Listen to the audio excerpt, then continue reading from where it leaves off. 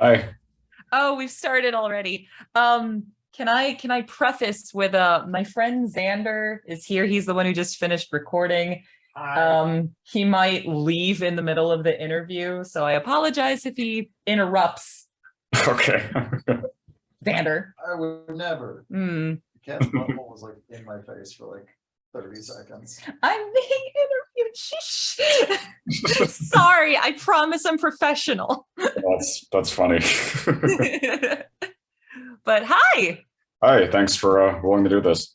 Yeah, of course. Thanks for having me. Yeah, so I could just jump around then with your roles before getting to Fire Emblem. Sure. So I know in terms of anime, it started with Fairy Tail, right? Yes. I started with Frosch in Fairy Tale, who's actually my cat over here hanging out. I have a cat named Frosch as well. Mhm. But yeah, I started on Fairy Tale back in 2014. That was my first anime role ever at Funimation, which is now Crunchyroll. Right. So. And considering that you studied music, did you take the dubbing easier? People had mentioned that. Actually, my dad had mentioned that when I had gotten into dubbing. He was like, "Oh, your rhythm is pretty on point." Like, I kind of took a shining to it pretty quickly, like especially coming in on the beeps or the flaps or just really matching flap rhythm. I think having a musical background helped. Um, yeah, so I'd say so. Also, in college, when I went to Berklee College of Music, um, that was partially how I got into voice acting. Was I would volunteer for a lot of the engineering students' ADR projects, their dubbing projects, and I wouldn't get paid or anything.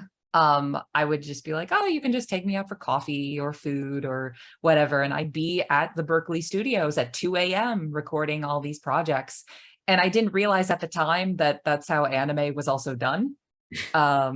So then later when I had my reel, people were like, oh, yeah, this is great. Like, this is what we do. So Hmm. it helped a lot. Yeah. So do you remember what your first, I guess, more dark or dramatic role would have been? My first dark or dramatic role. I can't remember my first, but I think the one that stuck out to me the most was this character Nehru Aonuma from Wonder Egg Priority. Yeah. Have you heard of Wonder Egg Priority? Yeah, I've seen it. Yeah. So like it's like extremely dark. These poor 14-year-old girls having to deal with like the suicides of their friends. That was a really dark role for me because I recorded that. I think I recorded that like I'd have to look at the recording schedule again, but around that time of recording, I had just lost my dad and my grandma, and so I could understand from these girls' perspectives like the grieving process that they were going through, especially with like some of these friends that they lost were very unexpected, and just I definitely felt that while recording. And I actually watched one of the episodes recently with a friend, and all those feelings just kind of came flooding back. um I'd say that was the toughest just because of where I had to be emotionally, but it also felt really easy because of that experience, like just remembering all those feelings again. But that being said, Nehru is definitely very dear to me, so I enjoyed playing her a lot. Hmm. Well, it does kind of, I guess, answer one of my signature questions is always asking what the darkest headspace you've had to go for anime is. Definitely that. Definitely that one. Like that one sticks out to me the most out of anything I've ever had to play.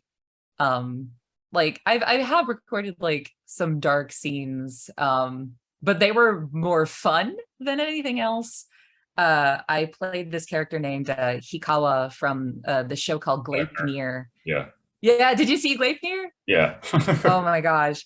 I had so much fun with that fight scene. Like just and my character loses. Like she Right. gets like just like a giant cartoon gun put up against her back and then boom blows a hole in her stomach. And I was like, whoa, this is so metal. Um But I had so much fun recording that fight scene just because it was a lot of the fight efforts were so specific. It just I don't know how to describe it. That was the one role that I had where I could feel myself getting dizzy in the booth. I was like, it is baking in here, and I might faint. I really might faint in here. I think the only other time that's happened is recording a Twizzly Gummy Cookie from Cookie Run Kingdom. That was the only other time where I've gotten like super dizzy. But you know, it's because it's a lot of screaming and cackling and being evil and having fun. Yeah. So. Well, I was actually going to bring up Hikawa because that's one of the best modern generation anime performances in a dub I've ever heard. Thank you. Yeah. No, everyone did great in that show. Like, like Rai McKee. Oh my gosh, baby boy Rai. He does so well. Yeah. So then going back to the timeline, I know relatively early on that one of your major characters that you have got to do a lot with, you started playing A in Show by Rock. Yeah. Off of Show by Rock. She was a lot of fun. I love her design a lot too. And Show by Rock was cool because, you know, we got to sing all those songs. Actually, it's because of Show by Rock that I slowly began my journey into music directing for Crunchyroll, because our song was probably like in season 1 of Show by Rock, our song was probably the hardest because it was very traditional Japanese. So the rhythms are all over the place, the melody is all over the place.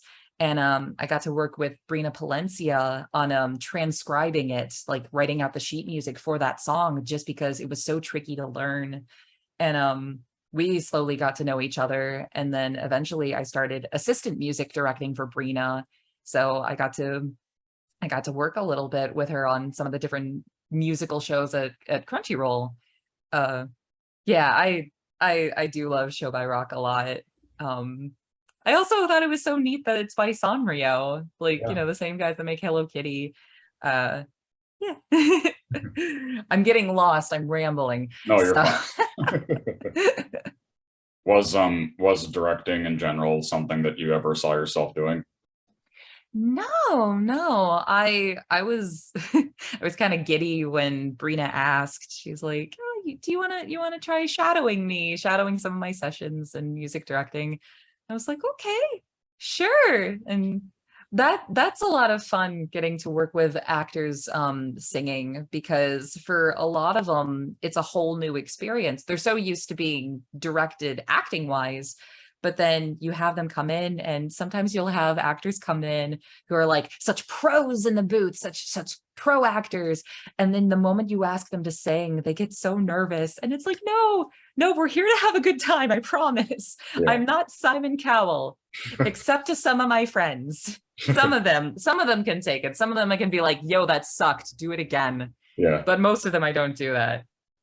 Right? Hey, Xander just gave me a look and something else. What? I haven't directed you singing wise. No, but I generally know that you're a butthole, so.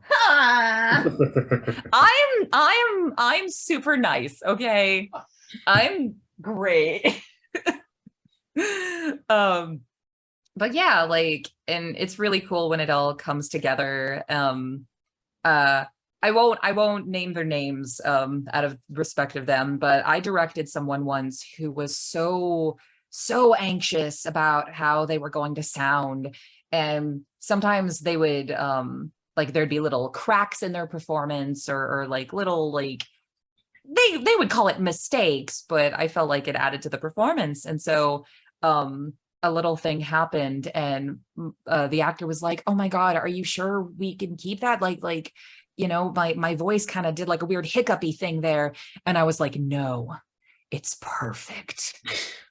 And they're like, why? And I'm like, because this is an emotional scene. Your character's not going to sing perfectly. Let's keep it. And then soon that went online, the performance goes online, and everyone in the comments is like, when their voice did the thing, like they started crying. I'm like, see, what did I tell you? It's great. Yeah. So like stuff like that, it really makes me happy. I just wish I could tell all my singers, like, shut up, you are doing great. You are doing great. Stop being nervous and stop saying sorry for your performance, because it was great. Yeah. I say that, and yet I do the same thing. Don't give me that look. I see you. I see you. Uh-huh. Well, speaking of singing too, you're specifically the jazz band cover of the Kingdom Hearts song. That's incredible. Yeah. Okay, so when that song came out, I had contacted our band leader Mason Lieberman, and I was like, so we're doing this, right? We're covering this, right? Because I really like this song. Like, I'm gonna butcher her name because I said it wrong for years. Utada Hikaru. Right. Her music, or their music is so beautiful. And yeah, like Don't Think Twice was a gorgeous song.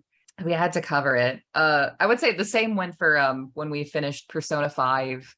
I immediately messaged Mason as well, being like, yeah, so I just finished Persona 5 and we need to cover this music because all of the music in this game is really pretty. And I want to do a jazz cover now. And we hashed it out like within a couple hours. Wow. That one I'm proud of, because I think we got I'd have to look again, but we got a Game Audio Network award for like best jazz cover. I think that's what we got an award from them for something with that cover. But yeah, I like doing jazz covers because I went to Berklee, which started as a jazz school, and I just grew up in jazz. I also like singing other things, but I feel like jazz is my forte to a point. Well, and then going back to bigger characters, besides Aw, who do you think that you personally relate the most to? Characters I personally relate the most to. I mean, we already talked about Nehru for that. I was also going to say another thing that I liked with Nehru is that like there's an episode where she's trying to talk about the things that she's going through, but she's very cold and calculated when she talks about them. And it gets to a point where it's finally revealed what she wanted. She just, wanted to help take care of her friend. Because like all her friends are like, oh my gosh, you're doing this wrong thing. I'm not going to spoil it for anyone who hasn't seen it yet. But Nehru's like, all right, you guys think I'm wrong or awful or cruel or whatever, you can leave. And the main character, I, stays behind, and Nehru finally reveals her true intention, which wasn't as cold and calculated as everyone thought. And I goes, you're not really good at explaining how you feel, are you? And I'm like, oh no, I'm called out. Uh-oh. Like that hit me. I'm like, oh yeah, I am also not good at explaining how I feel, which I loved about Nehru. Like that's a very human fault to have, especially for her, who seems to be like almost robotic. So I'd say I'd related to her a lot. Who else? How are you in Frosch? There's a lot of me in Frosch. Oh yeah, I get lost a lot. I need a GPS for everything. Oh, that reminds me, tying back to what we're talking about, Shez hates maps. I also hate naps. Okay. I'm bad at naps. That's how I relate to Shez, is I hate naps. And I love my mom. But Frosch. Yeah, there's an innocence to Frosch. There's a love for just random things. It's very endearing.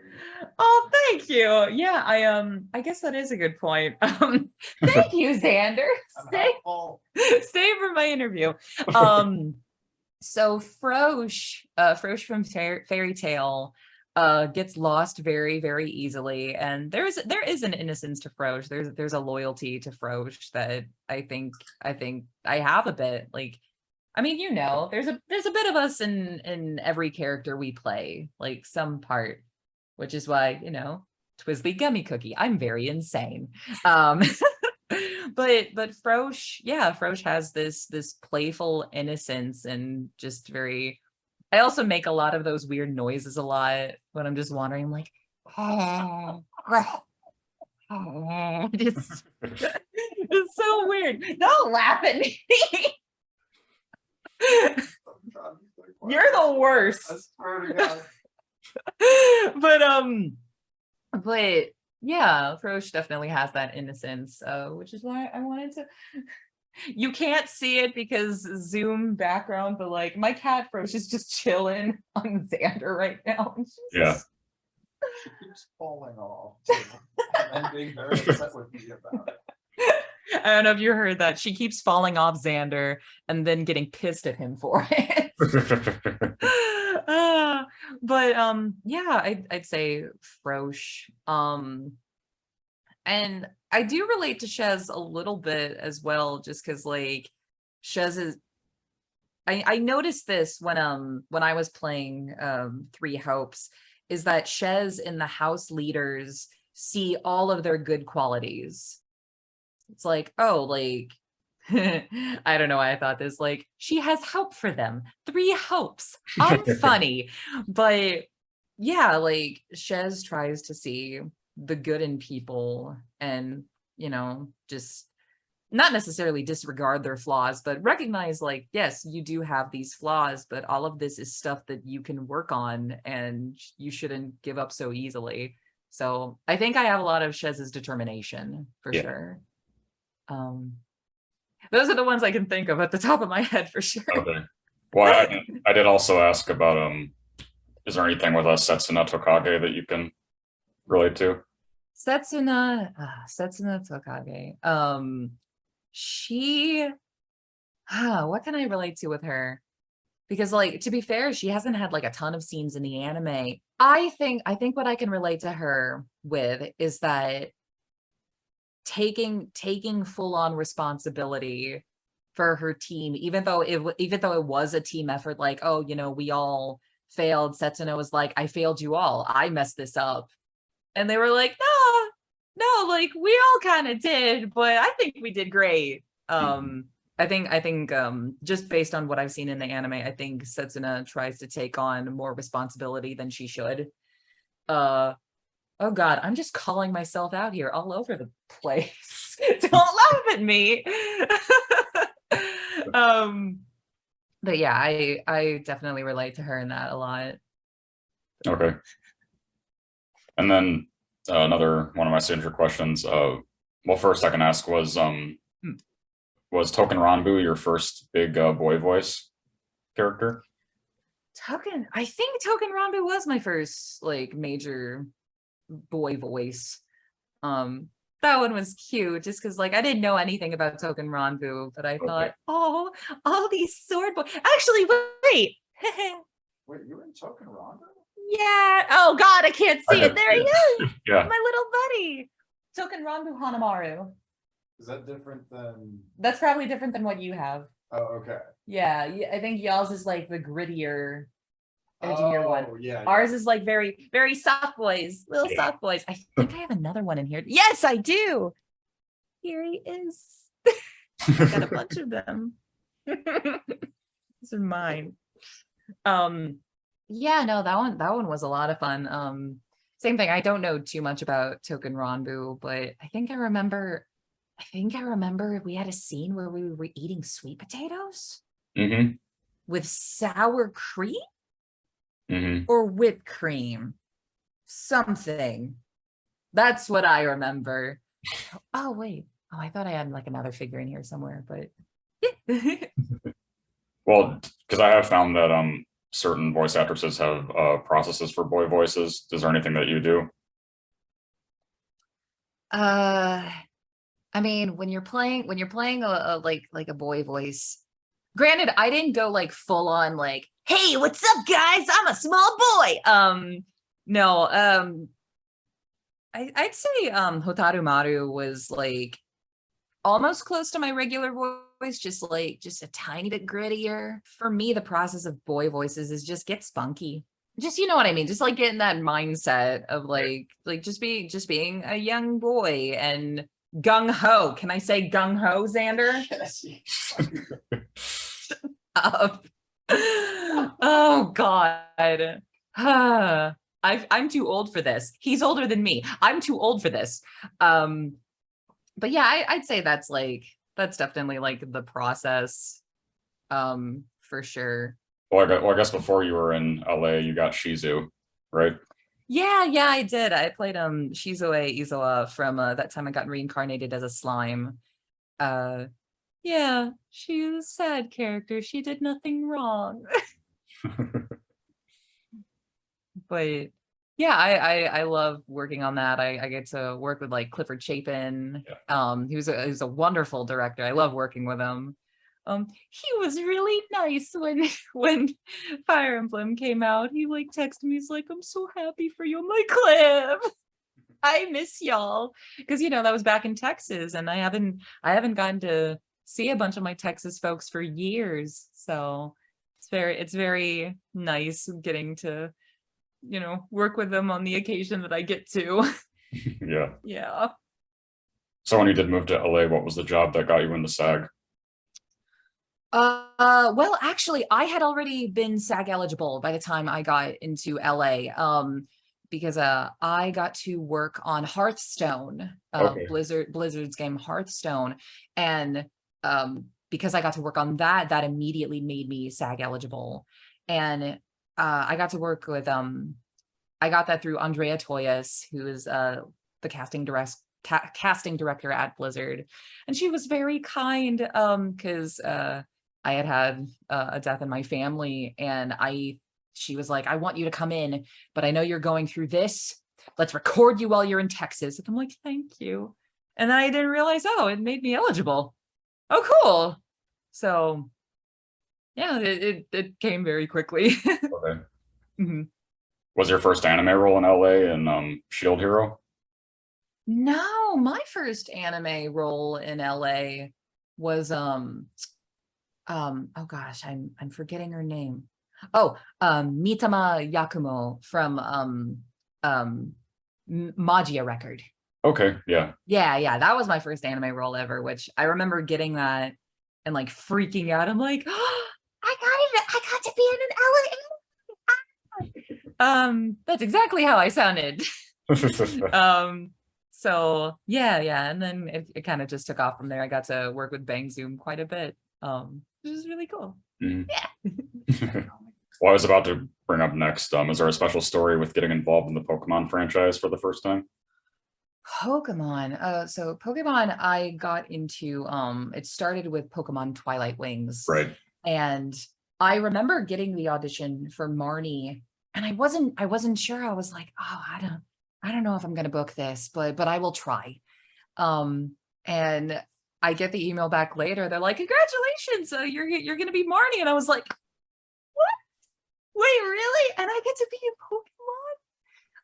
Like this because Twilight Wings, it's on the Pokemon YouTube channel. I'm like, I get to be on the Pokemon YouTube channel. And then because I didn't realize this. I mean, it makes sense now that I think about it, but I go in and they're like, "Okay, in addition to Marnie, we would also like you to play a couple of Pokemon." And I'm like, even worse, I'm like, I get to be a Pokemon. So I got to be a Wingull and an Arctozolt. Mhm. I'm like, this is so great. I loved it so much. Because like I one of the reasons why I got into voice acting was because I had read an interview with Veronica Taylor, who was the first English voice of Ash Ketchum.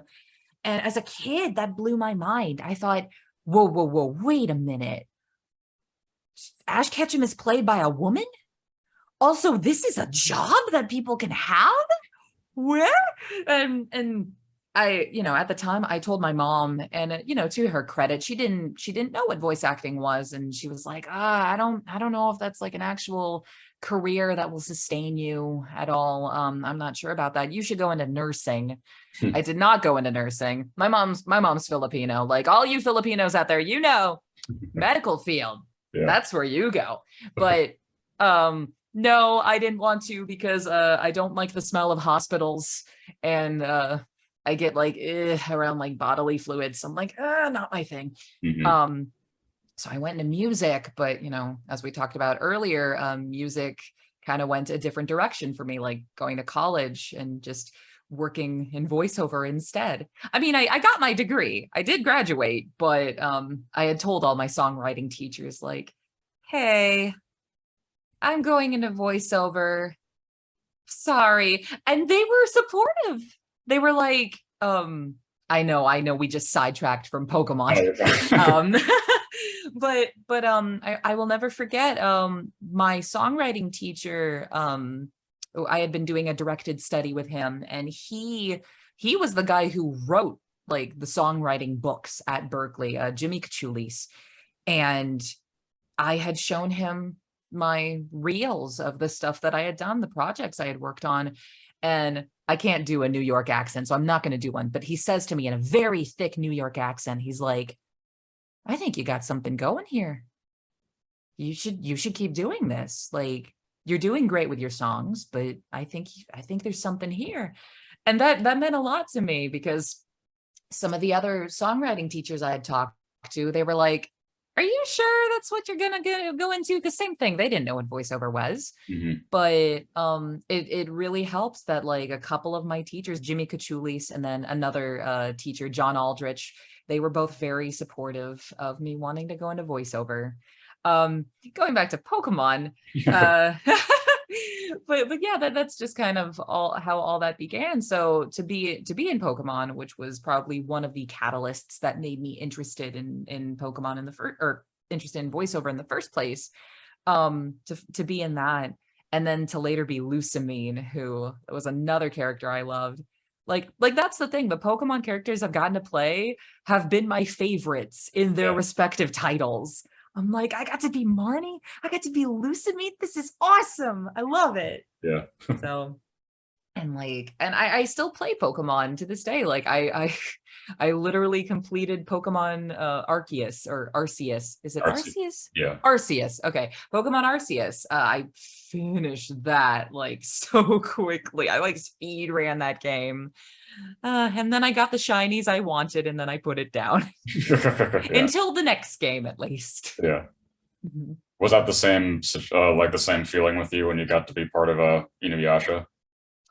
Oh gosh, yeah, absolutely. Because it's funny you mentioned that Yashahime and like Inuyasha was another point where I was very interested in anime, because when I was a kid, long before we had DVR or like all these streaming services on demand, et cetera, I would record Inuyasha. I would record it. I had like a little handheld tape. It was probably about like the size of this thing. Like I had a little handheld tape recorder, and I would put it up to the TV, and I would record episodes of Inuyasha. And I would take them, like I was a kid, I was in like elementary school. I would play them before I went to sleep, like a little radio play, just so I could hear it back. Because what I loved about Inuyasha was like, I mean, I was too young to realize this at the time, but I loved that, sorry, I just had a thing happen. I'll show you what happened in a sec. I loved that the voices were so distinct. Mm-hmm. I loved that, yeah, you could tell who was who, and the acting was so good. There was just so much action in their voice lines that sometimes I didn't even need the visual. And I just became so interested in that. But what was interesting with Inuyasha was because it was recorded in Canada, for the longest time, I didn't think I could do anime, because my brain thought all anime is recorded in Canada and I'm not Canadian, so I can't do it. So fast forward to maybe like when I was in like high school, probably college, I learned that Funimation was in Dallas. I am from Dallas. I lived like 20 minutes outside Dallas, and I was like, Funimation has been in my hometown this entire time. I could have been doing anime this entire time. So, like, yeah, like all that going back to Inuyasha, it definitely inspired me to work on anime. Like all of the shows that were in like that Adult Swim block. You had like Inuyasha, Trigun. I don't know if was Rurouni Kenshin on Adult Swim or Toonami, I'm sure, right? Yeah, like all those shows. And what's cool about those now is like, especially like, Trigun or Rurouni Kenshin, some of these actors that I looked up to for their performances, they're people that I get to be in stuff with now, like Johnny Young Bosch or Dorothy Fawn, who's Mercedes, if you guys don't know. Like that was really cool. I'm like, oh, Dorothy's in this game and she's so good. I get to be in a game with Dorothy. This is great. Like I say this, and I'm turning 30 this year, but a lot of the times whenever I get to work on these projects and I get to see who else is in it, I kind of just become a kid again because of all these people that I looked up to. Also, I'll tell you what happened. So while we've been doing the interview, I have been fidgeting with the little token Ranbu toy. I accidentally took off his hair. So it goes back on. Okay. But I was like, oops, like I was just like, yeah. Yeah. So this is probably obvious too, but when you got Ullr and Fire Emblem Heroes, were you already playing the game? So and people know this about me. I am not great about getting into games, like, but I love the music though. Like, I'm a music student. I was in the video game music choir at school, as well as like some other like soundtrack choirs. So I knew of Fire Emblem, but I didn't really know the characters per se. And people had been telling me for years, they're like, you need to play Awakening. And I'm like, when? I don't know when, but I know I need to, but when? And like people have been saying the same thing about like Three Houses. People are like, you would really like Three Houses. So when Heroes came out, I didn't know a lot about it, but I knew the theme song at least. I knew the da da da da, because we sang it in choir. Oh, yeah. Yeah. I can't remember the lyrics, but yeah, we absolutely did a recording of it for a Super Smash Brothers tribute album. Wow. So if you listen, Dawn is somewhere in the choir in the background. my friend Hannah is singing like the female vocals on that too. So yeah, it's called Anthem of Fire if anyone ever wants to look it up on YouTube. Okay. Super Smash Brothers tribute album. I'm sure if you Google it, that'll come up. But yeah, no, I didn't know a lot about Fire Emblem. I was gonna say more, but I was gonna wait for your question. Well, was that with Heroes? Was that Caitlin directing you, or was it Patrick? It was Caitlin. Okay. Yeah, I'd never gotten to work with Caitlin before, but she was so fun, and it was. I think it was my first time getting to work with the Nintendo folks, and it was just really cool. Like they were so kind and welcoming when I went in. And well, the session wasn't like too long or anything. It was just a really good time. I love working with a Cup of Tea, the studio Cup of Tea, just because it feels like a very nice, safe, open environment, and everyone's really cool. And occasionally I get to see like their pets. Yeah. I love animals. Like one time there was a kitten there, and I was like, this is the best. There's a kitten, guys. So yeah. Could you easily relate to Ullr too? Ullr, I didn't really know her as well. So I don't know if I really got to relate to her. but I loved like the power and gravitas that she had. I love getting to play those types of characters where they're just very big and commanding, and I loved that a lot. And also, like, when I saw her design, I'm like, she looks so cool. Yeah. Whoa. So yeah. So then with Three Hopes, like was that, because I know obviously we already talked about how you can relate to Shez, but was that daunting at all to you at first? Doing that? Daunting like how? Well, you know, because of how like Byleth didn't have a voice, and then this is like a new protagonist that can talk openly. And So when I went in, they didn't tell me what I was going in for okay, until the session. So like they had told me, they're like, you're gonna have this many hours, and I was like, whoa, what is this? Like, because you know, everything like and this is just like the acting world in general, everything that you do is usually under a code name. right. Because you know, they don't want like leaking NDAs and whatnot. So I had no idea what we were doing. And then we go in and it's Patrick telling me, he's like, congratulations, you are going to be the female protagonist of this next Fire Emblem title. And I was like, sorry? What? because I had only worked with Cup of Tea one other time, and it was Fire Emblem Heroes. And what I've been used to, like back in Texas and you know, working with studios, is like, okay, I'll work on a role that might not have as many hours, and like, you know, you kind of just slowly like build up there. But they were like, nope, you're gonna be Shez. And I'm like, ah! Okay, cool.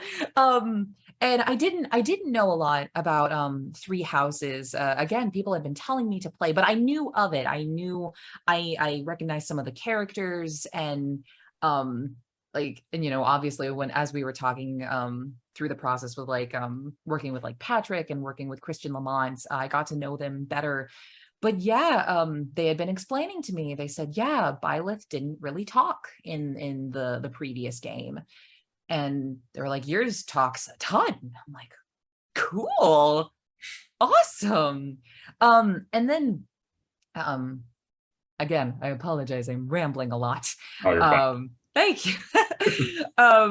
And I did start playing Three Houses just because like I wanted to get to know some of these characters a little bit better. And yeah, like seeing the contrast between Byleth, who seemed very closed for reasons that I won't spoil if you haven't played Three Houses, but seeing Byleth very closed, being that foil to Shez, who's very open.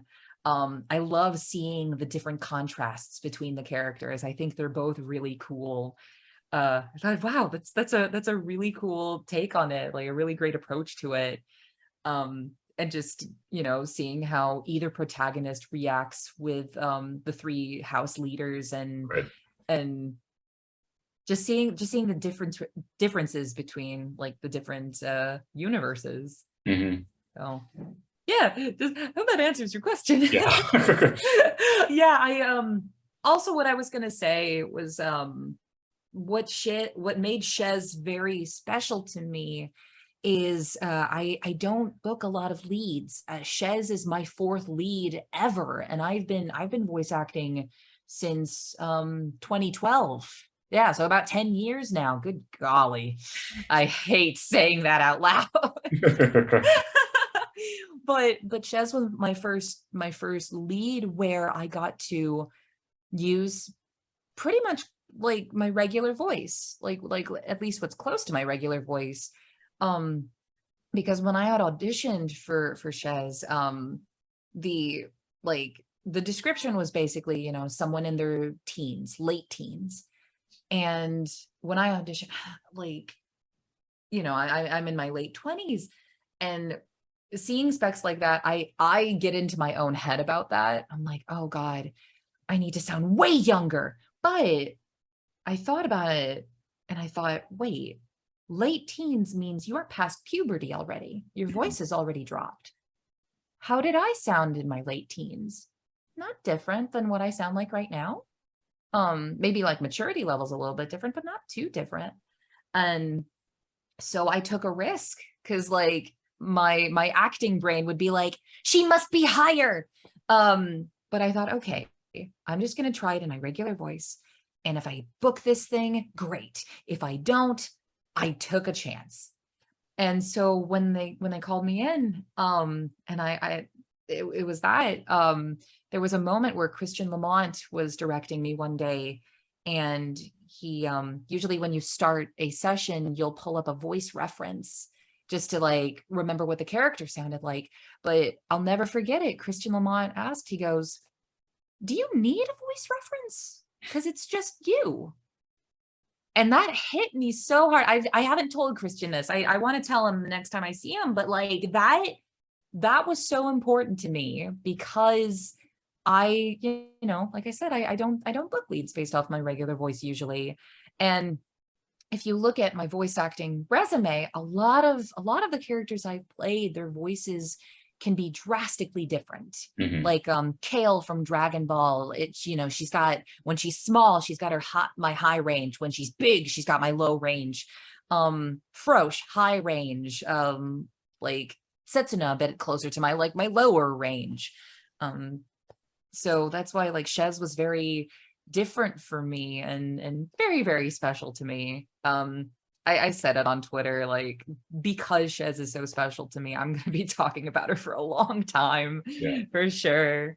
And I appreciated that. Like, I appreciated Cup of Tea and Patrick and Christian giving me that chance. Like, I remember I'm an emotional person, to be fair, but I remember getting home and like, I just started like crying of happiness because I was like, they gave me this really cool shot and I will appreciate it for the rest of my life. So just a little bit cheesy there, but it's true. It's true for sure.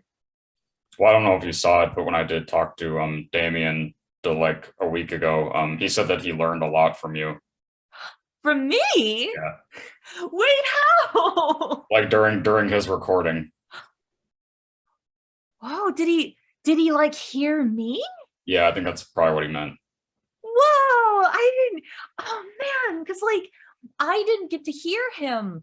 Oh, I was so excited because I didn't get to like none of us got to know who each other, like neither of us knew who the other was going to be. So I had wondered for the longest time, I'm like, who's male Shez gonna be? He sounds great. Who is this? Yeah.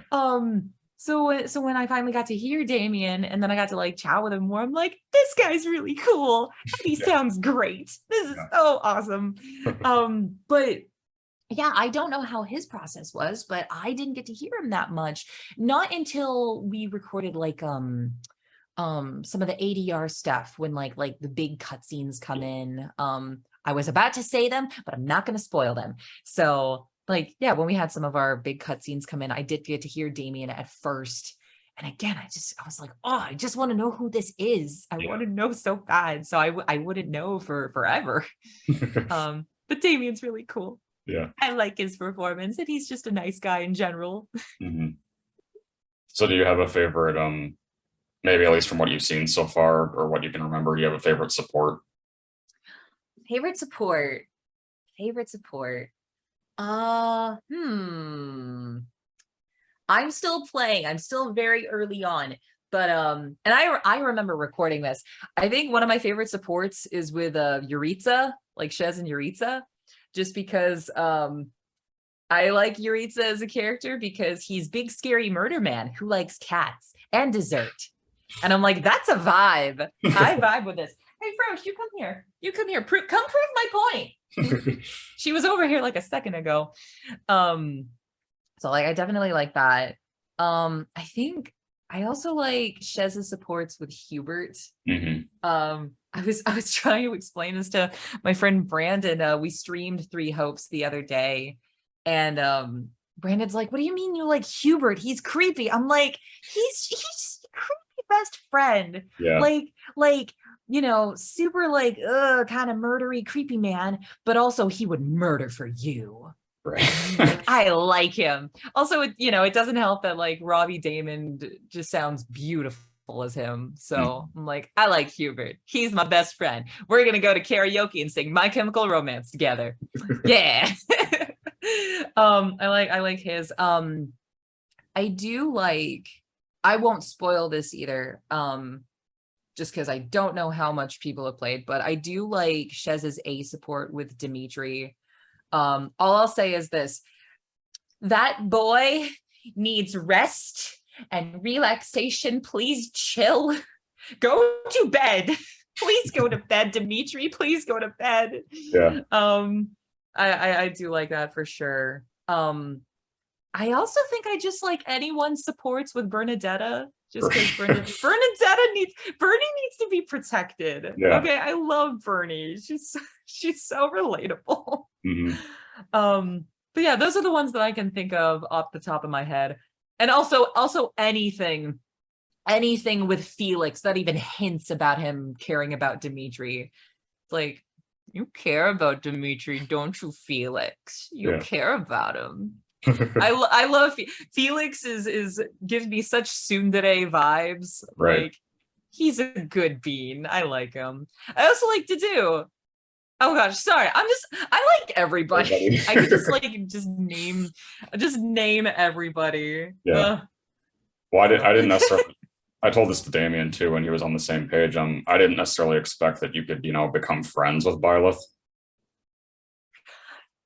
Yeah. Oh, I was so happy to see that too. Like, I haven't gotten to that part, but I do, because I think you can kill Byleth, but I'm like, but I don't wanna. I don't want to kill Byleth. I want everyone to be friends. Everyone be friends. Because, like, if you kill Byleth, doesn't that mean you also kill Geralt? I'm pretty sure. Yeah. I'm like, no, I like Geralt. I don't want to kill him either. It also doesn't help that his voice actor is so phenomenal. I'm like, no. Keeping him alive. Love him. So yeah, I think that's really neat because I have seen some of Shez's supports with Byleth as well. It's like, good. I want them to connect with each other and be friends. Yeah. Everyone be friends. No war, just friends. What are your personal thoughts on their relationship with Arval? Shez with Arval. I do like Arval a lot. Someone compared Arval to like a tired dog owner, and Shez is like this very excited chihuahua. Yeah, I saw that. You saw that, right? and Arval's like, please stop trying to chew on electrical cords.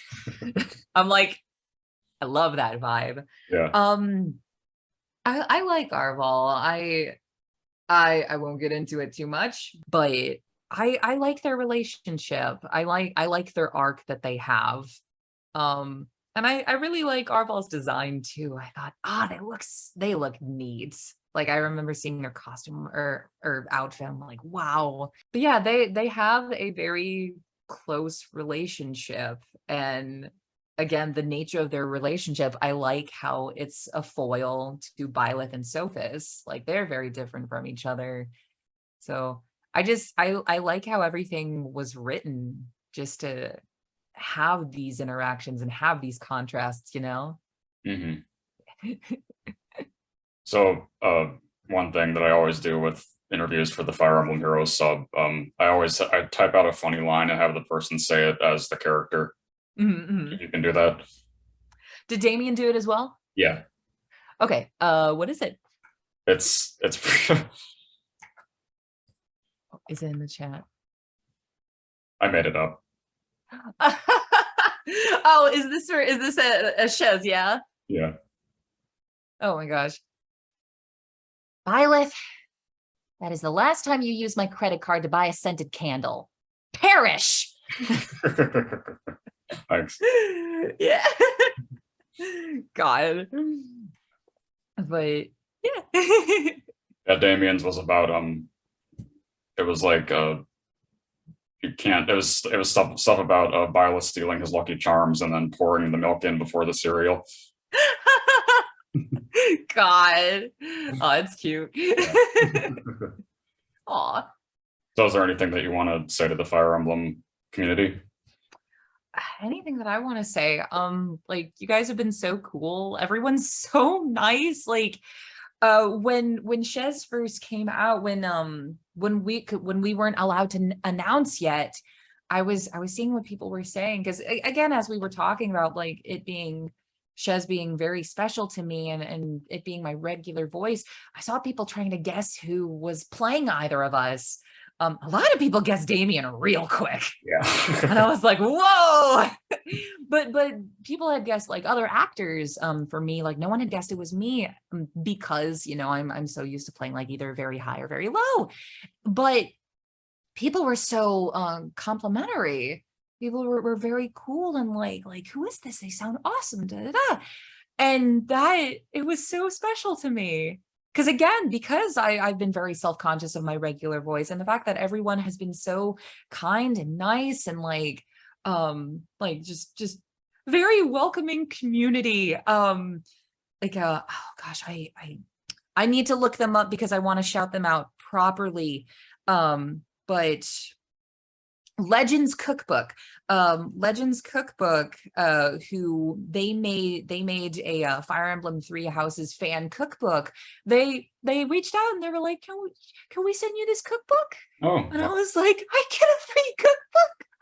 I get to make food from the game. Oh, like, just everyone's so cool and nice, and I don't know. That's, I feel like I'm repeating myself, but everyone's been really cool and nice and sweet, and same thing with like the cast as well. Like I people were reaching out and congratulating me, and like telling me what they thought of my performance, and like and Damien too, like, Yep. Damien being super cool. Just, everyone's nice. I appreciate that so much, and it's made my experience, you know, working on this game and now getting to see everyone playing this game, it's made it all so special. And I appreciate that. I appreciate everyone's love and support. So you guys are awesome. I love you all, and like, and I appreciate you for reaching out to me to do this interview. It's just been a very positive time. Yeah. I get overwhelmed with happiness. Yeah. So That's a but good yeah. thing. Yeah. But yeah, like thank you all. Like, thank you all for being so cool. Also, I know besides Three Hopes, like the most other recent project that you can talk about is Super Cub. Yes, I got to do Super Cub. Super Cub was a fun show. It's just so wholesome about these girls getting excited to talk about their cubs, these cub enthusiasts. It was a very good feel-good show. Yeah, I love that one. Very, very chill slice of life. Like, that one was a lot of fun to work on with my friend Jeff Vicente. Yeah. Yeah, no, I love that one. Yeah. Is there anything else that's upcoming that you can safely talk about, or? The most recent thing that I announced was I am Smoothie Charlotte, of like the Charlotte family in One Piece in Whole Cake Island. I just got to announce that, which Smoothie's really cool. She's got legs for days. She big tall. But no, I love working with Anthony Bowling and Mike McFarland, because again, it's my Texas fam. I miss them. I got to see Anthony recently because he was in town for AX. Yeah. So it's great getting to see all my Texas folks again. I miss them. But yeah, that one's out. Oh, sorry. Yeah. Okay. Well, no. My final question is always asking, what do you want your legacy to be? What do I want my legacy to be? Oh my God. That's a really cool question, and I'm shocked that more people don't answer it. My legacy, I don't know. You know, it's funny, like I had been talking with people about something similar, just because, you know, I'm turning 30 this year, and it's weird. It's very weird getting to that point, because everyone tells you that your 30s are way better than your 20s. And, you know, I'm inclined to believe those folks because they've already lived through them. But a legacy, I think I'd want my legacy to be like, you know, that I was a kind person and that I did what I could for the people that I love. I think that's what anyone should aspire to do. You just be kind to people and do what you can, but also, you know, do what you can, but don't be hard on yourself if you can't do everything. Like, just someone who was kind and compassionate towards themselves and towards the people they love. I think that's the legacy that I would want to have. Okay. Because, you know, when it comes down to it, like, you know, you have your career, but at the end of everything, you know, you just want to be full of love and to love well and to love openly. Mhm. So I hope that makes sense. Yeah. Right, Buko? Right? Are you down here? You want to say hi? You want to say hi? You want to say hi? Here's one of my babies. Oh, cute. Hi, babe. Come here. Oh gosh, I'm blurry. Oh, you're good. but yeah. So Yeah, thank you. This was an honor. It was really fun.